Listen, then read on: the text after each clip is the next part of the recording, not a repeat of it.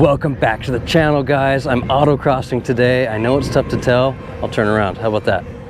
Look, there's the track. NMCA, Southern California today. And I'm in the background. I'm in the Wilwood booth. Pretty excited about that. They promised to help me out because my brake pads are like 8-10 years old. They came with the original kit. They're called BP10s. So part of today's drill is going to test that, how they work on the track. And I've never autocrossed the GTO before, so that's another learning curve. And thirdly, my dad is here, so we'll try and get him on camera.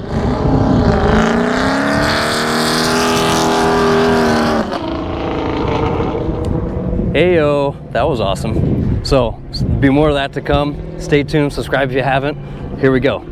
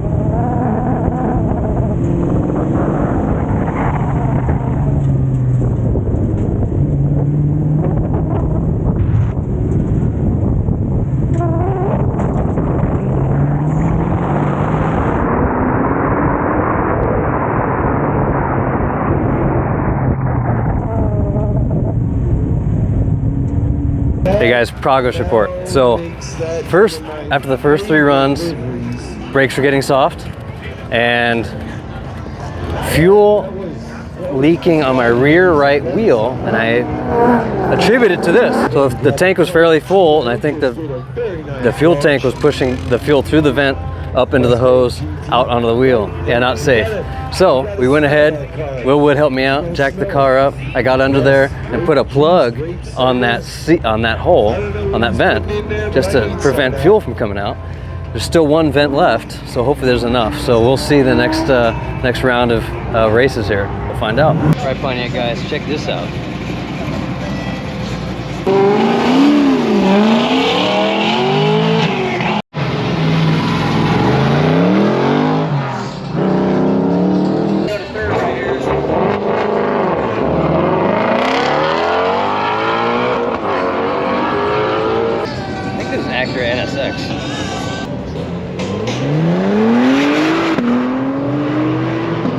This is why you don't race a Tesla.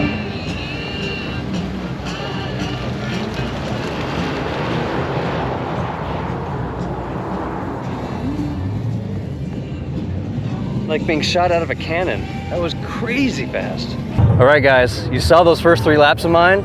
I was petrified the whole time, but the biggest reason was my brakes were getting soft. So I'm at the Wilwood truck with Nick here, and he's gonna help us fix that problem. So Nick, what am I experiencing?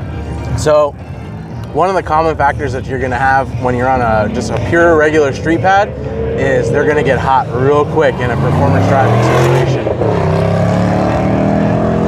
So in a performance driving situation, we're gonna get those pads hot real quickly. So what we're gonna do is we're gonna swap you onto a more aggressive compound, our Wilwood BP20.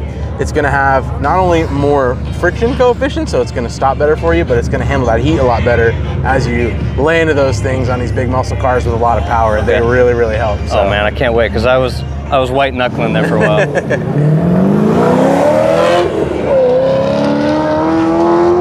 Doesn't that sound awesome? I love that sound. We'll get more footage of that in a second, but what we're gonna do is go ahead and change the brake pads out, and the Wilwood team's gonna help with tips and tricks on doing that in the field. Be right back. All right, Nick, so you just told me that we don't have to take the calipers off. That is correct. Yeah, we designed these calipers, these super lights especially, to be able to do quick pad changes at the track. Wow, so don't have to take the caliper off. What? I'm assuming that center bolt's got to come out or something? Exactly. So this is a removable bridge bolt, and then we have a thick spacer here as well for extra strength. But what we're gonna do is we're just gonna slide this bolt out. So yeah, if you've got a street car that also sees autocross like this one, yeah, it's really useful because you can come in here, and now that we're here, gotta get a little bit of... We need an attitude adjuster apparently. There we go. So a little stubborn. Yeah, to be expected. Yeah, 5+ years on the car, maybe longer. But it should come up without having to, potentially without having to depress the pistons. Oops. I don't mind going back and forth and being gentle on it. Yeah. So there's one. I have a quick side tip.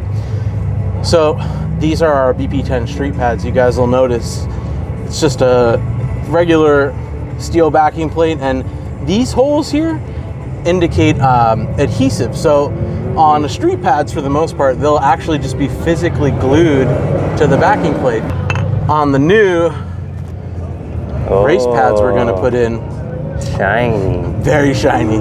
So we've got a solid backing plate, but more importantly, what you guys can't see underneath here, there are tons of little claws that stick up, and they actually bind into the friction material. So that helps keep these pads and the pad material extremely sturdy and bonded together properly under high heat conditions. Nice. So these pads can run up to 1,000 degrees and yeah, have no it's problem. awesome. Well, like the saying goes, safety second.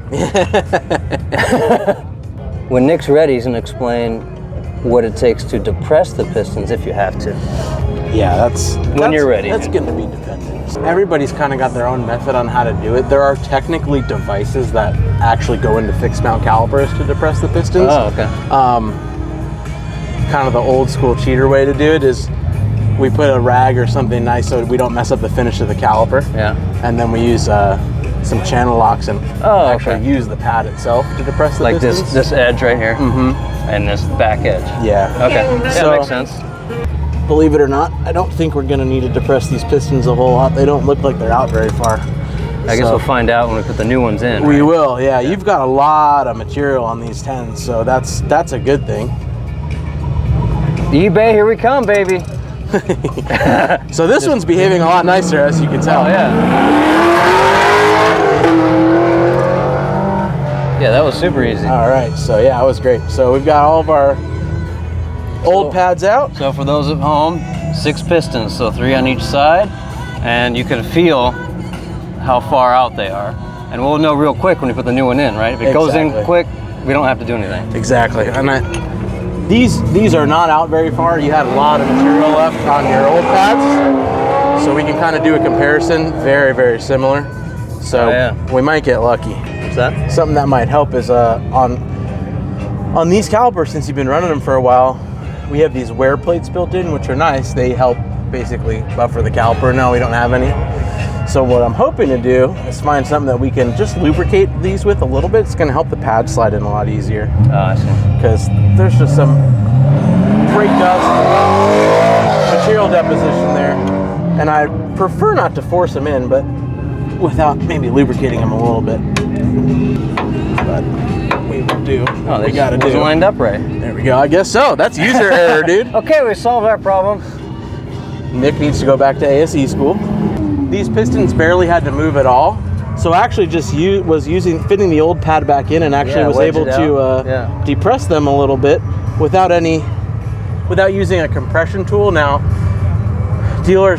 big dealers like Summit Racing, Speedway, Jegs, you know, all those guys, they have specialty tools that you can buy that fit in and depress a fixed mount caliper, but we went old school today, right, and use the ancient method of the old pad. So would a rubber mallet be advised here? Or? Yeah, we can try a rubber mallet, just something that doesn't mar up the pad. All right. So we are now seated on both pads. So what we're going to do is we are going to reassemble our bridge bolt. Any torque requirements, or just it's a lock nut, so it doesn't matter? It is a lock nut. However, there is a torque requirement. I believe I'll have to double check on it. All right, guys, we'll look it up. Don't trust us. Don't trust us. I don't remember off the top of my head. We did stay at Holiday Inn Express last night, though. New pads are on, but we can't just jump out on the track, right? That's correct. So what do we got to do? So we have to do what's called bedding in the pads, which is essentially a break-in procedure. All we're going to do is we're going to go out and find a nice quiet stretch of road where we can do a couple hard stops from about 50 miles an hour or so, 50, 60 miles an hour down to about 20, and we're going to do that a couple of times just to make sure that pad material, the new pad material, is nice and mated to your rotors, and then from there, good to go. Nice. So that's what I'm going to do. Couple 60-mile-per-hour runs, not here. Come back, and we'll see if my times improve, but most importantly, that soft brake pedal gets fixed. Be right back.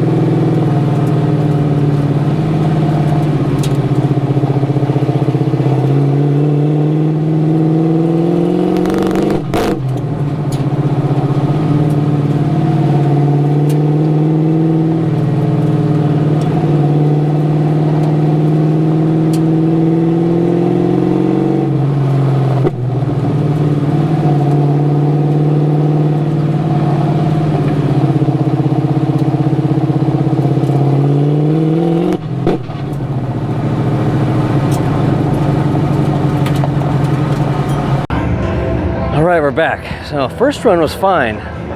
Second run, as you probably noticed, there's stumbling and bumbling. It's even worse than the third run. Now, it feels like fuel, and if that tube we plugged is the culprit, I gotta unplug it. Perfect. Okay, next 3 runs, my last 3 runs, and I'm gonna try a different camera angle. Here we go.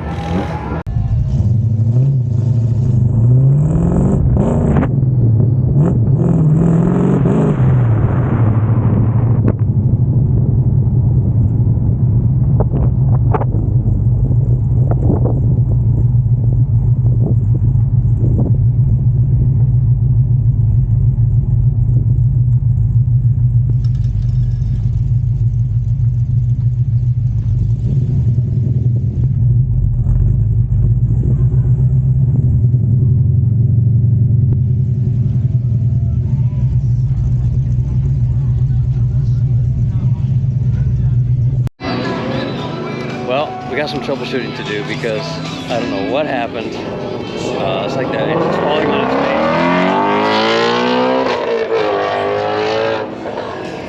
It's like the engine's falling on its face, which is driving me crazy. It wasn't the vent line. I replaced it, didn't fix it. So, long trip home. I'll keep you guys informed, but thanks for tuning in, and we'll see you next time. See ya.